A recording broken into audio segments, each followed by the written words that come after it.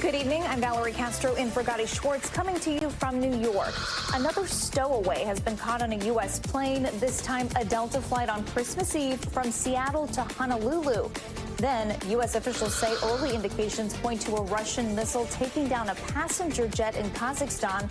Russian officials, on the other hand, are now warning against making judgments on what happened.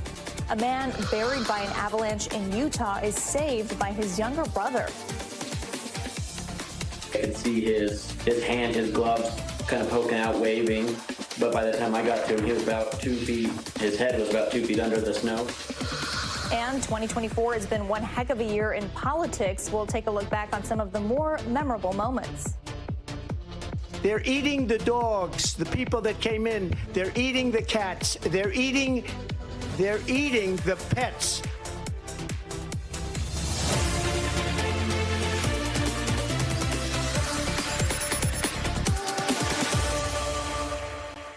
We start tonight with dangerous weather, making things complicated for millions of travelers heading out after Christmas. Roughly 23 million across the South and the West Coast are under weather alerts right now. Strong thunderstorms lashing parts of Texas, Louisiana, and Arkansas could trigger flash flooding with damaging winds and tornadoes reported earlier in Texas. Those storms have already left a trail of damage. Part of a roof collapsed in the Houston area yesterday. Meanwhile, the West Coast is bracing for another round of heavy rain and snow, where area storms have knocked out power for thousands and dropped more than a foot of snow in the Pacific Northwest. As you can imagine, weather like this is creating quite the headache at airports, with thousands of delays and cancellations and counting. NBC's Dana Griffin has more. That is insane. Tonight, multiple reported tornadoes in Texas. There it goes. This one touching down 70 miles southwest of Houston. A driver captures this stunning funnel on camera. Wharton County officials say there's no major damage or injuries reported yet. Northwest of Dayton, Texas, this reported twister spinning through fields. It's right next to that highway. Heavy rain and widespread flooding creating a post-Christmas travel challenge. Snarling ground and air traffic across the Dallas-Fort Worth area. Hundreds of flights delayed and canceled. Today, millions are under severe storm risks in the southern plains. In the Pacific Northwest, communities bracing for wind, rain, and snowy conditions as another atmospheric river takes aim at the region. Some parts of the Sierra saw 8 inches of snow. Crews clearing roads as holiday travelers return home. It came in hard and fast, actually. We had a lot of holiday traffic. And in Northern California, where part of the Santa Cruz Wharf plunged into the ocean, the restroom is now sitting on the beach, where onlookers turned it into a Christmas Day spectacle, taking selfies ahead of another high surf warning as we head into the weekend. And Dana joins me now from Portland, Oregon. Dana, what should people be most prepared for in this next round of storms? In this case, Valerie, you really have to be prepared for anything. So this storm that's coming in overnight is bringing more rain, more snow to the Pacific Northwest, and you've got an area that's been hit with back-to-back atmospheric river systems, which means that the soil is already saturated, which could lead to potential slides or downed trees. Earlier today, that system that came in overnight, we saw some downed trees, some downed power lines. Several thousand people lost power overnight. So those are some of the things that you can expect to see again, possibly standing water. You definitely want to be careful on the roadways, especially overnight when things get dark, because you may not always be able to see some of the impacts that are happening as the storm moves in under darkness. Valerie? And Dana, parts of Northern California are still under high surf warnings after a pier partially collapsed earlier this week. Are officials prepared for vulnerable spots to be impacted?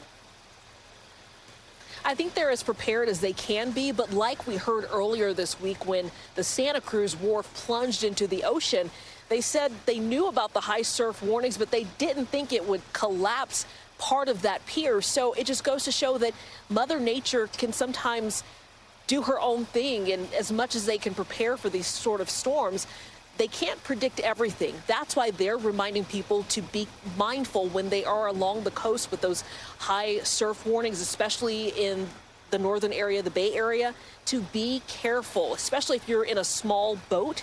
Those things can get flipped, and there are 2 fishermen that are missing right now from earlier this week when those waves were so high. So it's important to be careful when you are out there on the water. Valerie. All right, Dana Griffin, thank you.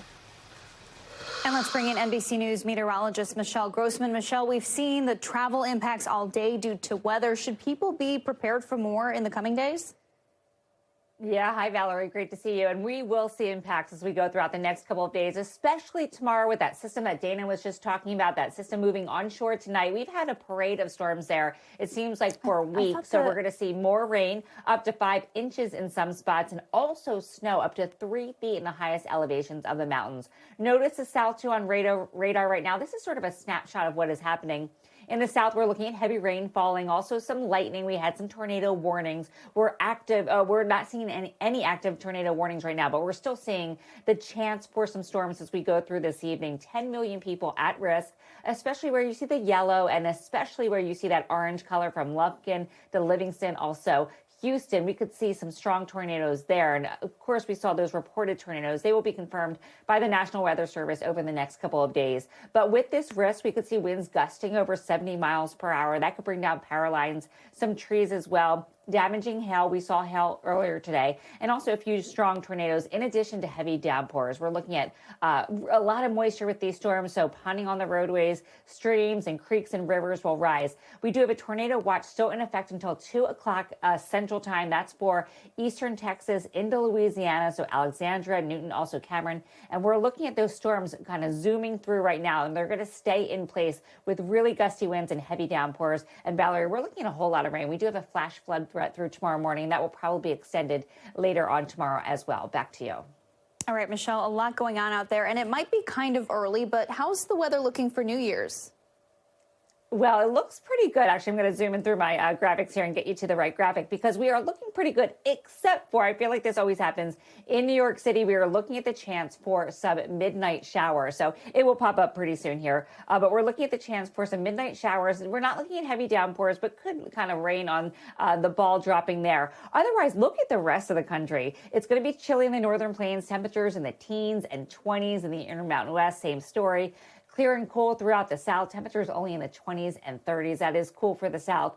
But we're pretty much, for the most part, dry, except for the northeast and also the Pacific Northwest. The Pacific Northwest will still be dealing with those atmospheric river systems coming in where we have that valley rain and that higher elevation snow. But New York City, unfortunately, looking at the chance for a few showers. All right, we'll be ringing it in with some rain. Michelle, thank you. Yeah. A plane heading toward Russia crashed yesterday morning, killing 38 people. Now, U.S. officials say early indications suggest the plane was shot down by a Russian anti-aircraft system. Meanwhile, the Russian government is warning people to be careful about making any, quote, hypothesis about the crash. NBC's Steve Patterson has more. Tonight, speculation and skepticism swirling over the skies of Kazakhstan, as a mounting chorus of aviation experts and government officials, supported by new video of the wreckage, questioning what really happened. Moments after the crash, a shell-shock survivor miraculously stumbling out of the plane's wreckage, while stunning video from inside the plane as it was still in the air shows people calm, even after oxygen masks dropped. The flight took off from Baku, Azerbaijan early Wednesday, heading to the Chechen capital of Grozny in southern Russia. Russian officials saying the aircraft was diverted due to fog and blaming the crash on an apparent bird strike. But enhanced video shows what experts say appears to be shrapnel damage. Aviation expert Matthew Borey reviewed the footage. If there was a bird strike, the presence of shrapnel inside the aircraft wouldn't be a factor, and the damage to the exterior of the aircraft would appear much different. The flight was likely shot down by a Russian air defense system of unspecified type and variant. The flight was in a region with significant military activity, and just 70 miles away on the same day, a Ukrainian drone was shot down, sparking this fire at a mall. The crash comes after a Dutch court recently concluded that a Malaysian Airlines flight was brought down in 2014 over Ukraine by a missile fired by pro-Russian fighters. Tonight, a U.S. official telling NBC News there are early indications the craft may have been hit by a Russian anti-aircraft system, adding more evidence of Russian recklessness in the war with Ukraine. The Kremlin responding that it would be incorrect to make any hypothesis before the investigation comes to conclusions. Meanwhile, a day of mourning in Azerbaijan, red roses laid for the fallen.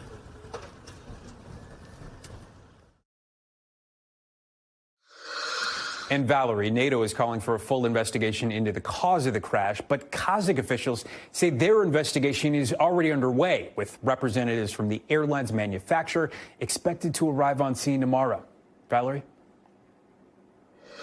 Steve, thank you. Now to new concerns over the spread of bird flu. The virus has torn through a Washington state wildlife sanctuary, killing 20 big cats. The sanctuary's director tells the NBC affiliate in Seattle that the first cat got sick around Thanksgiving. And by early December, the state had confirmed multiple cases of bird flu in several of their cats. Let's bring in David Noriega now to talk more about this outbreak. So, David, do we know how the disease spread amongst these cats and why it continued to spread so rapidly?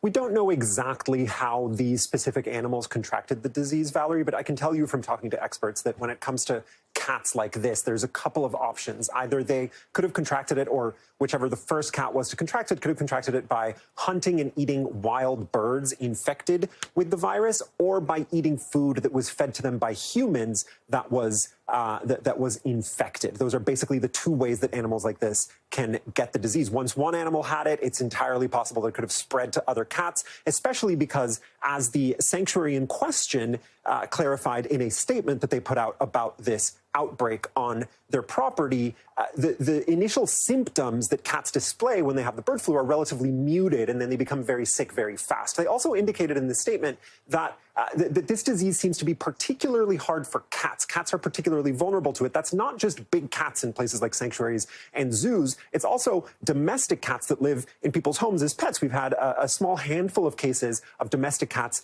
becoming infected with the virus after eating raw food and raw milk. It's a pretty small number of cases, but it is trending in the direction that, scientists and epidemiologists do not want to see it trending, Valerie.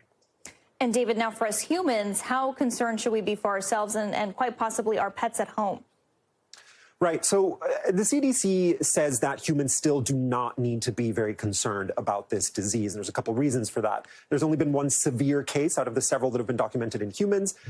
Most of those, and most importantly, all of those were contracted directly from animals, primarily by people who work in poultry farms, for example, in close contact with multiple birds who may have been infected with the virus. There's no indication right now that this specific strain of the virus transmits, at least not widely, from human to human. Now, if the virus were to mutate and if that were to change, that would potentially be an issue. As far as pets go, this map that's on your screen right now, that is all of the locations, the counties where wild birds infected with bird flu have been found by the FDA. So that shows you that it's present in wild birds around the country, which takes me to the second part of your question about pets, right? That's the main threat to pets, is primarily cats, especially outdoor cats who might, eat or otherwise come into contact, for example, with the droppings of an infected wild bird. But if you have a cat or other pets, basically the rule to protect them is just don't feed them raw food. Don't feed them raw meat. Don't feed them raw milk. If you do that, then it is extremely unlikely that they will contract this disease from the food that you give them, Valerie.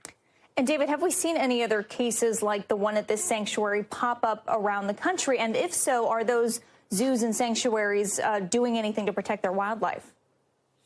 Yeah, so there have been cases in zoos around the world and in the U.S. The zoo in Phoenix, Arizona, lost some animals, including a couple of big cats, to this, actually. This week I was at the L.A. Zoo talking to their chief veterinarian specifically about the precautions that they and other zoos are taking to prevent this from this virus from reaching their zoos. A lot of it has to do with the food supply, right? Just making sure that that the food that they get is clean, cutting down on the amount of poultry that they feed to certain animals that don't strictly need it in order to just prevent that, mitigate the risk of that even happening in the first place. But then, to a certain extent, there's only so much control that they can have, because a lot of enclosures in zoos and especially sanctuaries are open, and wild birds can easily fly over or land in them, even roost in them, and that potentially can expose these animals.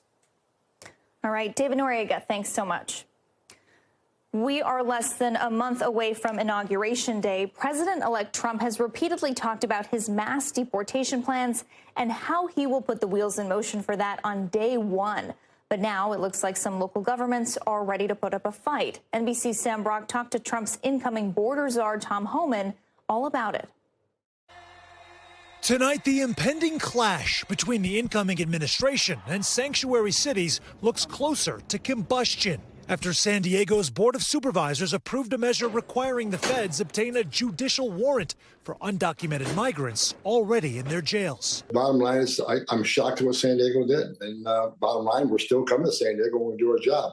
Look, it's more difficult, but we're still doing it. Thomas Homan is President-elect Trump's border czar and the former director of ICE. You see San Diego's recent actions as having no legal muster, and you're just going to move right through that? I think San Diego's legal action is going to be will be in litigation.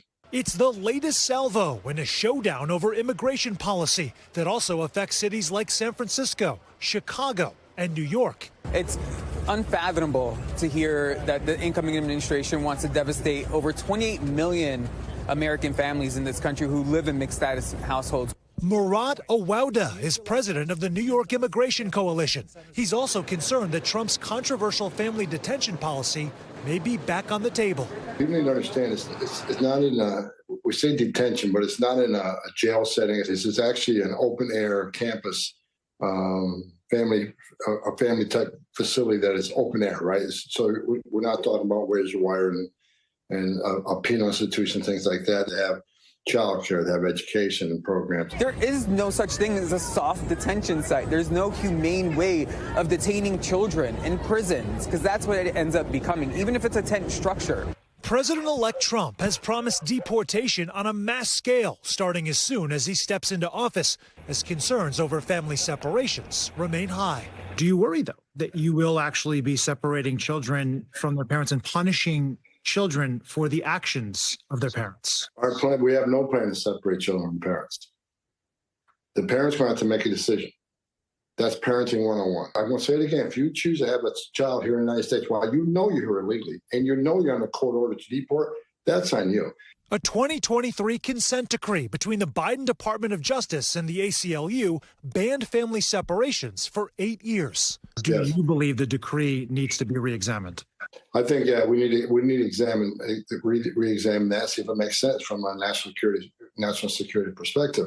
Homan also told us, Valerie, that some of the criteria he's looking at to determine whether or not to bring back this family detention program, cost for one, also how many families would be impacted. He couldn't say whether they would just be using the 3 facilities shuttered under the Biden administration or if there could be more. Valerie? All right, Sam Brock, thank you. Calling it a memorable election year just might be the understatement of the year. There was an assassination attempt. An incumbent president dropped out, then set the table for his vice president to make history. But eventually history was made as we watched something happen for just the second time in more than 130 years. NBC's Kate Snow takes a look back. It may be the biggest political comeback in modern American history. This was, I believe, the greatest political movement of all time. Donald Trump heading back to the White House after a year of dramatic highs and lows. The former president locking up the Republican nomination with ease back in March. Then along the way to Election Day, battling 2 federal legal cases and a conviction in New York for falsifying business records in an attempt to cover up a hush money payment. That is 34 felony counts here, all guilty verdicts. Trump's supporters undeterred, believing he could best tackle the economy and immigration. I'm the only one in history who got indicted and my numbers went up. Initially set for a rematch against President Joe Biden. I'm still the only person to ever beat Donald Trump. They made history as the oldest major party presidential candidates ever in an American election. A concern for voters as whispers about Biden's mental fitness grew louder. The special counsel referred to the president as a, quote, sympathetic, well-meaning, and elderly man with a poor memory. My memory is fine. That first debate in June setting off 3 weeks of unprecedented political upheaval. Look, if we finally beat Medicare. This night got off to a tough start for President Biden. I think it's a legitimate question to say, is this an episode or is this a condition? Calls for Biden to end his re-election campaign sidelined by an unthinkable twist. Take a look at what happened.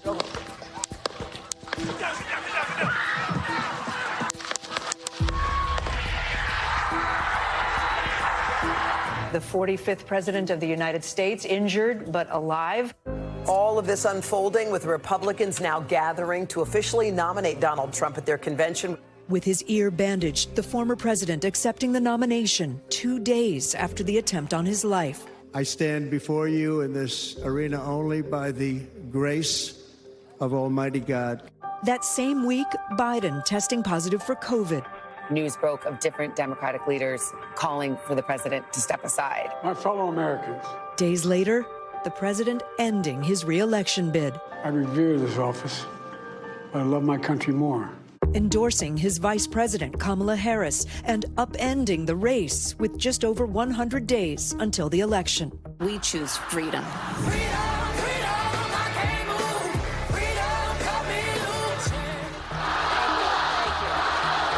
Harris campaigning on the issues of abortion rights and protecting democracy. Ours is a fight for the future. Trump pivoting to his new opponent. I didn't know she was black until a number of years ago when she happened to turn black. A convention coronation in August. I accept your nomination to be president of the United States of America.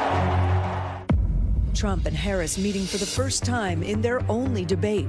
I've never seen a worse period of time. People can't go out and buy cereal or bacon or eggs or anything else. The government and Donald Trump certainly should not be telling a woman what to do with her body. The dangers of our nation's divisiveness still on display. The FBI says there has been another possible attempt on former President Trump's life. By fall, the critical battleground blitz. I'm a gun owner. Tim Walz is a gun. I did not know that.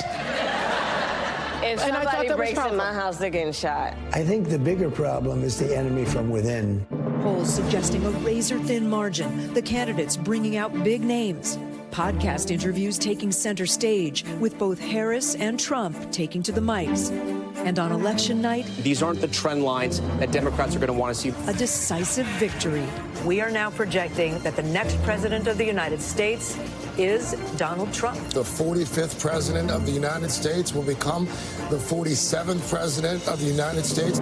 The electoral map a sea of red. The president-elect sweeping every battleground state. Trump is overperforming. Harris is underperforming the counties she needs to win. Trump's win fueled by increased support from women, independents, Latino and black voters, becoming the first Republican to win the popular vote since 2004. In New York City, Trump has posted a 15-point gain from the last time around.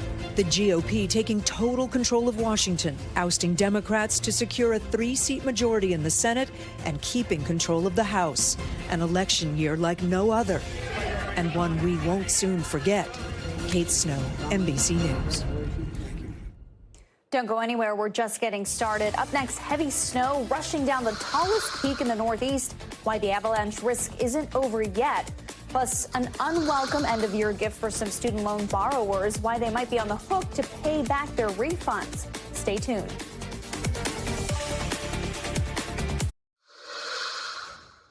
Welcome back. Here are some of the other headlines we're watching tonight. In New Jersey, a sinkhole swallowed part of an interstate today. Look at it, taking out a whole chunk of the road there. It forced part of I-80 to shut down this morning, and a long line of traffic built up as crews worked throughout the day on repairs. 16-year-old actor Hudson Meek has died. He fell from a moving vehicle in Alabama last week. Meek was best known for his role in the movie Baby Driver. Police there are now investigating his death. A strange discovery on a United flight when crews found a body in a wheel well. They discovered it on Tuesday after the flight from Chicago landed on Maui. It's not clear how the person got inside, but United says that area is only accessible from outside the plane. They are now investigating. Some scary moments in New Hampshire on Tuesday when an avalanche triggered on Mount Washington was caught on camera. There were strong winds at the time after several inches of snow fell there. No one was hurt. The risk of more avalanches is still high because of intense winds. A taxi cab plowed into multiple people in New York on Christmas Day after the driver suffered some sort of medical emergency and jumped the curb. 6 people were hit, 3 of them hospitalized, including a young boy. All are expected to be okay, and so is the cab driver. No charges were filed.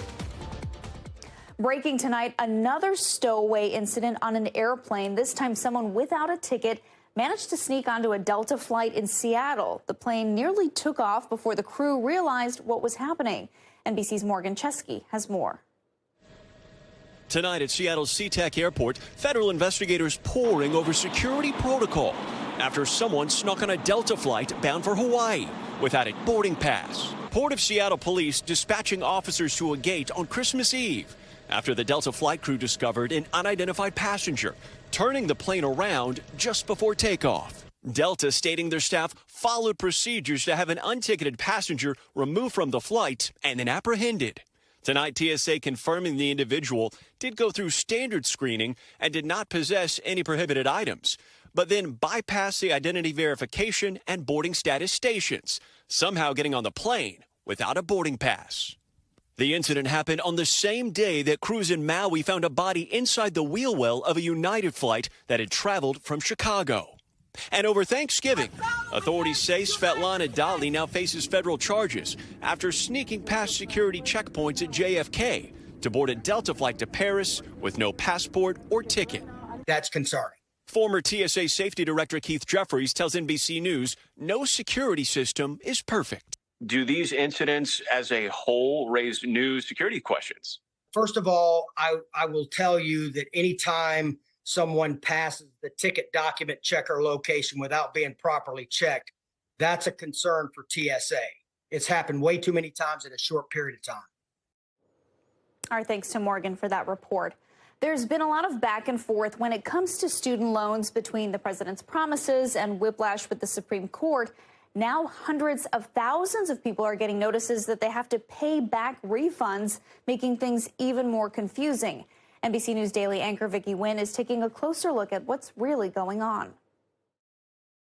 During the pandemic, student loan borrowers could get a temporary refund on payments they made. And defer student loan payments and forgive interest until further notice. Money to help during the COVID crisis that they would ultimately need to pay back. I was able to get a refund for $10,000. You could get a refund on those payments. Few applied for that refund until President Biden said he planned to forgive up to $20,000 in federal student loan debt.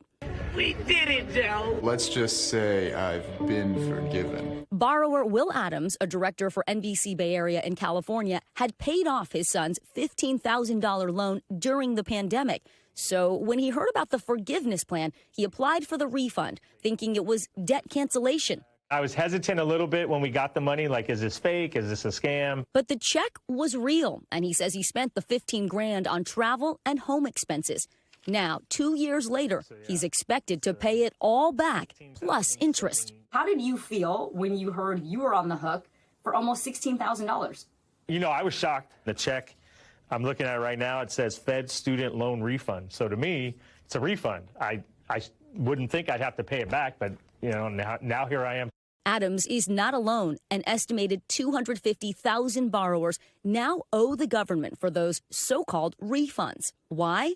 The Supreme Court rejected Biden's debt forgiveness plan. So anyone who received a refund is now being asked to return that money, which confused many borrowers like Adams. The communication from the government was very spotty during that period of time. Scott Buchanan is the executive director of the Student Loan Servicing Alliance. That's why we strongly advise borrowers to be very thoughtful before they requested a refund and continue to wait until actual loan forgiveness occurred. These borrowers are stuck in an incredibly unfair situation. Persis Yu of the Student Borrower Protection Center is helping families navigate the confusion. What is your advice to people who are in this situation? The only path forward is to try to figure out how to make their day-to-day finances work. The Department of Education declined to be interviewed. They say borrowers should contact their servicers before the end of the year to avoid going into default. Ask about different income-driven repayment plans that can lower your interest and monthly payment. And if you're a public employee, see if you qualify for forgiveness under the Public Service Loan Forgiveness Program.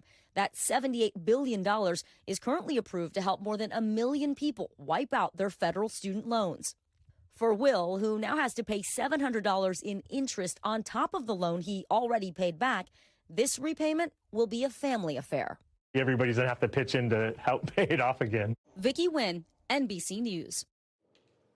As we get ready to turn the page to next year, we're looking back at some of the headline-grabbing moments of 2024, One of them, the collapse of Baltimore's Key Bridge back in March. Top story anchor Tom Yamas was on the ground hours after the deadly and harrowing incident. Tonight, he takes us back through it all. All traffic on the Key Bridge.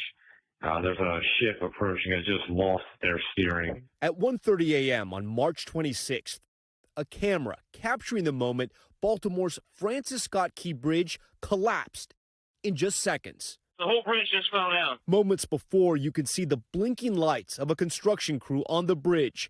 A container ship named the Dolly starts to approach, getting dangerously close, then slams into it. The impact sending the massive bridge and the crew into the water. Like there is no bridge. Like there is no bridge. The bridge reduced to piles of twisted metal, knocking out a major roadway and blocking access to one of the busiest ports in the country. Hours later, we were there. From up here, you also get a sense of how big this ship is. It's about 950 feet long, and to put that into perspective, it's about the size of the Empire State Building. And when you look at the deck, nearly every inch of it is covered with container ships stacked 10 high.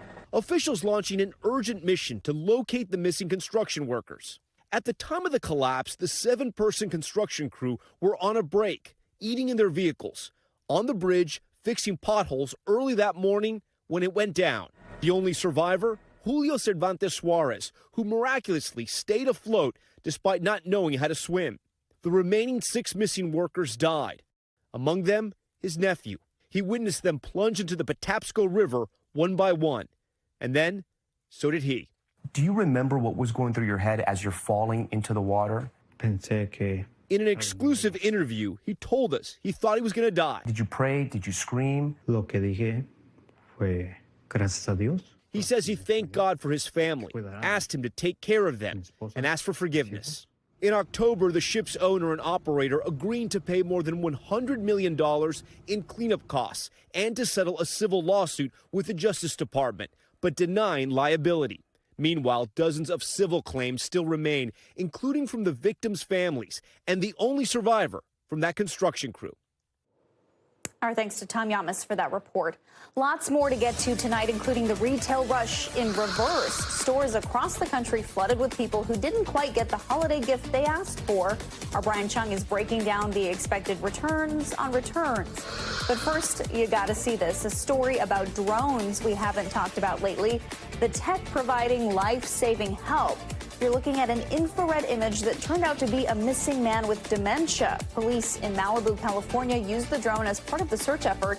It took just 20 minutes of flying to find the 78-year-old. We'll be right back. Welcome back. Here are some of the stories happening out west that we're following. A family dispute turned violent in a Phoenix airport last night. 3 people were shot and a 4th person was stabbed. It happened inside a restaurant inside one of the terminals. 2 people were arrested, but no word yet on charges. An Arizona man is facing charges after he recorded himself spraying bug killer on produce at a local Walmart. He then posted the video on social media, where he has more than 350,000 Instagram followers. The video was soon taken down. Court documents say he described himself as a troll and that he makes up to $10,000 a month posting these kinds of videos on social media. And in Utah, 2 brothers survived an avalanche that buried one of them. They were snowmobiling on Christmas Eve near the Idaho border when Braden Hansen says he saw his older brother Hunter get hit with the snow, then lost sight of him. Thankfully, the pair were carrying devices that shared their locations. Braden started digging and found Hunter about 2 feet under the snow. Hunter is bruised but otherwise okay, calling it a Christmas miracle to be alive. You probably unwrapped a gift yesterday and you might have loved it, or you didn't, or it didn't fit. You're not alone. Retailers say shoppers are expected to return almost 17% of what was sold this year. NBC's Brian Chung is at the mall tonight with much more on the rush to return. Brian?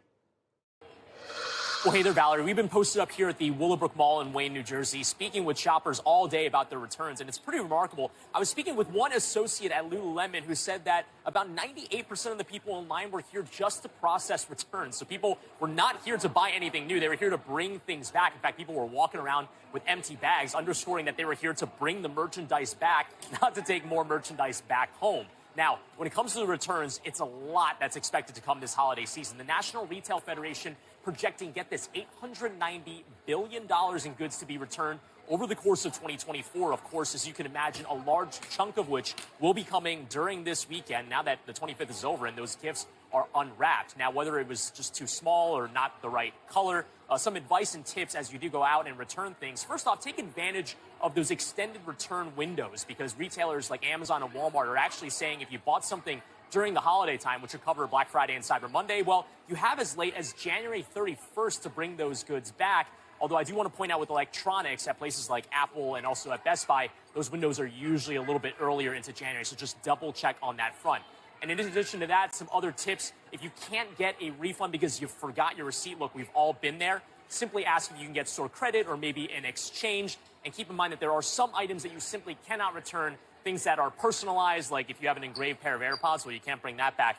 In addition to things like intimates and swimwear. And also double, triple check for things that are marked as final sale. Yep, maybe you got a good deal during Black Friday, but if it was too good to be true, well, it's also likely the case that it might be too good to return. All good tips in addition to, again, please bring those receipts with you. Back to you, Valerie. All right, Brian, thank you. Still ahead, 20 years since disaster, how survivors of the deadly tsunami are remembering that terrifying and tragic day.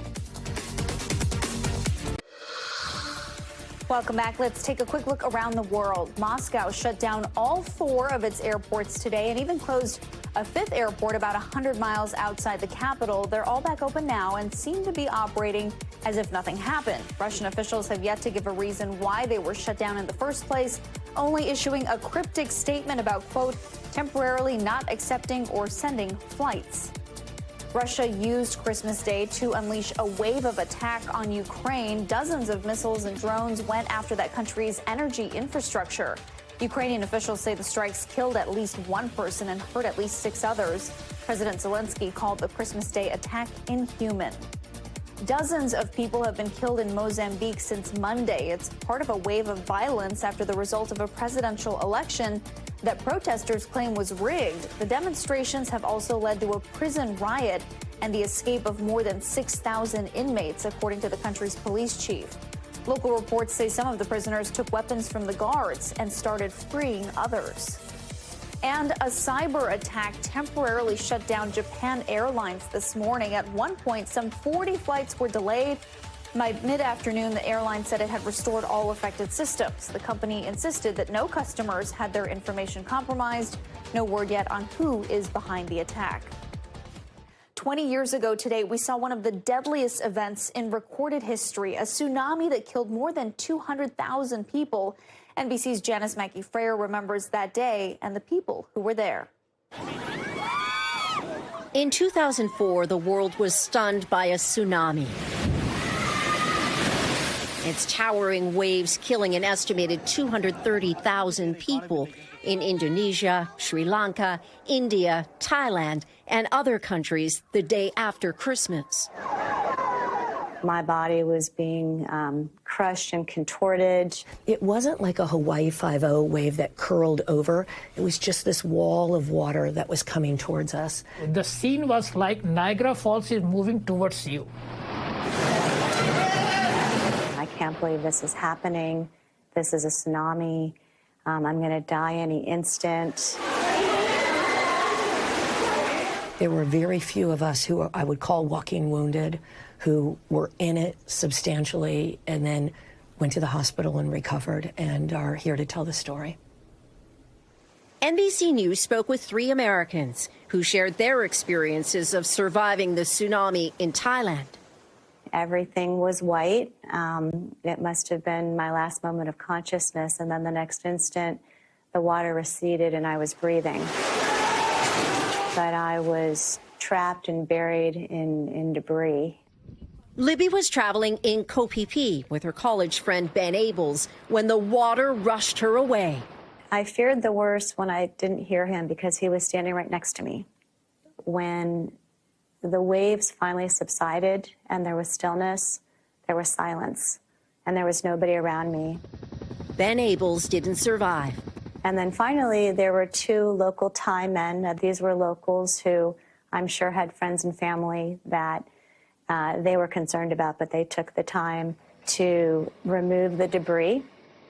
Deepak Jain, a Chicago area professor, was invited to Thailand by the prime minister then to help rebrand the country and was in Phuket with his wife and 3 young sons when the tsunami hit. A walk on the beach could have proven deadly, but a wrong turn that steered him away from the ocean likely saved his family. I was on the other side of the lagoon, and all these waves came and got dumped into the lagoon. And I tell you, this is a divine blessing that not a drop of water touched 5 of us. Had I gone the other way, we would have been on the beach side, and we would have, maybe, we don't know, we would have been washed away with the waves. Chris Saver and her husband at the time arrived in Phuket on Christmas night. They didn't realize how close their hotel room was to the beach.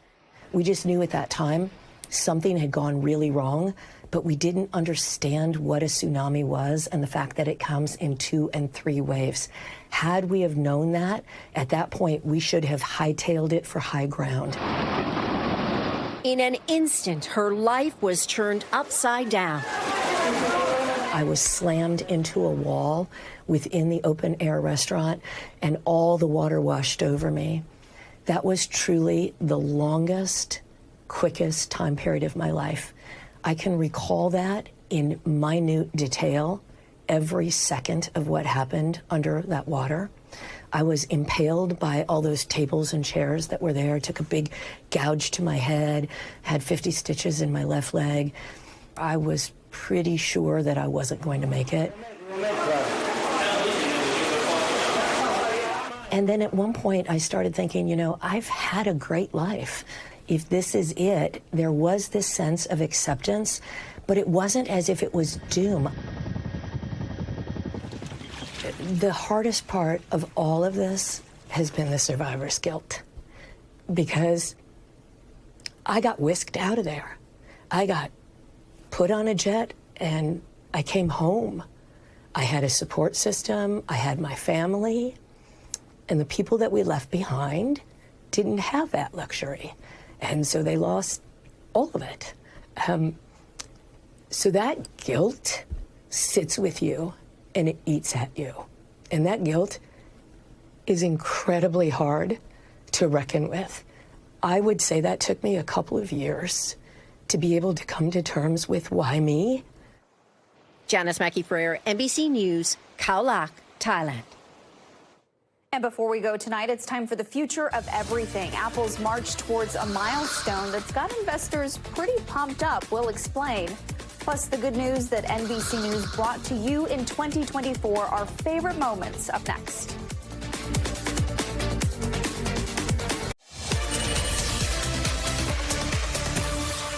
Welcome back. Time for some future of everything headlines. Apple is inching closer to history. The company is nearing a $4 trillion valuation. No publicly traded company has ever hit that mark. The stock price closed today at $259 a share, even hitting a 52-week high during the day. A lot of the buzz thanks to the excitement over its AI. And remember FTX, Sam Bankman-Fried's popular crypto exchange platform gone bust? Well, 2 former execs are expected to get out of prison sooner than expected. Ryan Salem originally got a 7.5-year sentence. Now he's expected to be released on March 1st, 2031, more than a year early. And Caroline Ellison, who is also Bankman-Fried's former girlfriend, she was set to spend 2 years behind bars, but now her release is set for July of 2026, 3 months earlier. Finally tonight, the moments and people that inspired us in 2024. These aren't the stories that are at the top of newscasts. Our nightly news team calls them simply good news. Weekend nightly anchors Jose Diaz-Balart and Hallie Jackson take a look back. This year, there were so many moments that inspired us. Profound words of wisdom from a beloved crossing guard retiring after almost 20 years. The world belongs to you guys, and you got to make a difference in the world. That's what I want for all of you, to make a difference. There's somebody that wants to meet you there. You know who that is? His name's Steph Curry. It was a dream come true for this high school student. Meeting his hero, Golden State Warriors basketball legend Steph Curry. My dream is to be a professional basketball player and be like you. There were students paying it forward too. A custodian honored with a gym and cafeteria named after him. Happy birthday to you. On campus, these guys giving their dorm security guard a birthday he'll never forget. I'm blessed because this is the first time someone is going to celebrate my birthday for me since I've been in this country. Thank you.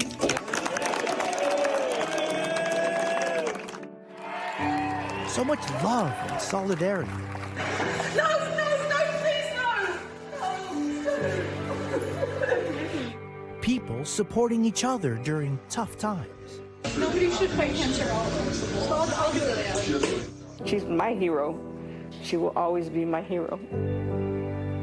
We saw communities celebrating our military heroes. A sing-along for a World War II vet.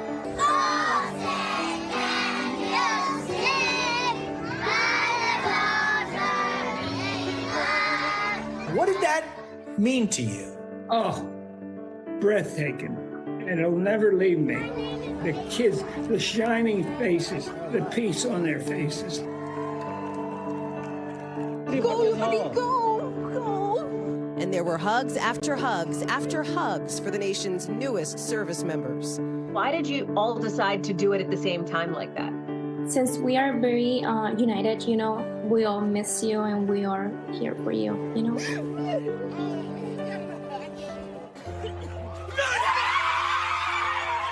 We saw hard work pay off. A young filmmaker and his family finding out he'd been nominated for an Oscar. I'm so excited, I'm gonna put you on scholarship. College football players celebrating too. What about a scholarship? Yeah! Getting surprise scholarships to finish school. You taught me so much stuff. Teachers moved to tears too. Without you, I wouldn't be where I am now. Me and my siblings are all very appreciative of you. Oh, honey. Oh, thank you. Thank you so much. So touched by letters of thanks they got from former students. I felt safe in your class. It was the only class I felt safe in. Thank you, buddy. This is a hard, difficult job. You put a lot of time, effort, emotions into it. And when somebody appreciates it, it feels good. Across the miles, strangers finally meeting after one gave the other the gift of life. Like this little girl, jumping into the arms of her bone marrow donor. What was that like? She just leaped into my arms and I could feel her tears through my dress. She was sobbing. Share your kindness, share your heart, share your soul. That's why we're here, is to spread love.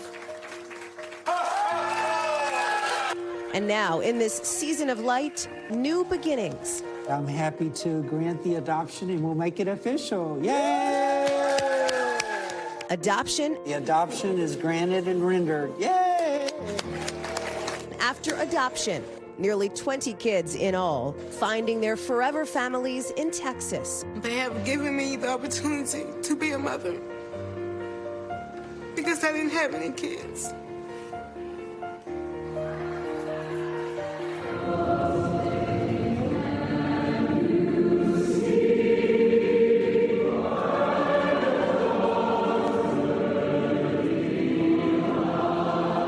And there were people united in song.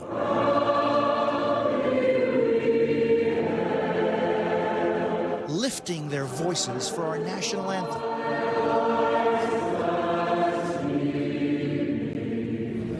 A double dose of pride for this Navy sailor, meeting his new baby and becoming a U.S. citizen all in 1 week. There's a joy I cannot describe.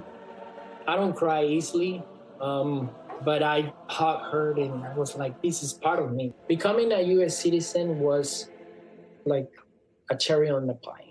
I'm living the dream.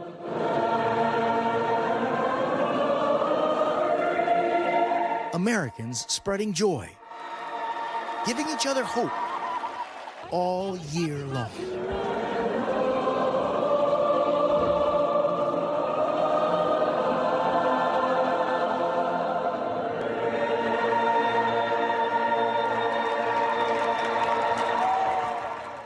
So much good news. That does it for us tonight. I'm Valerie Castro. We'll see you tomorrow, but until then, stay tuned now.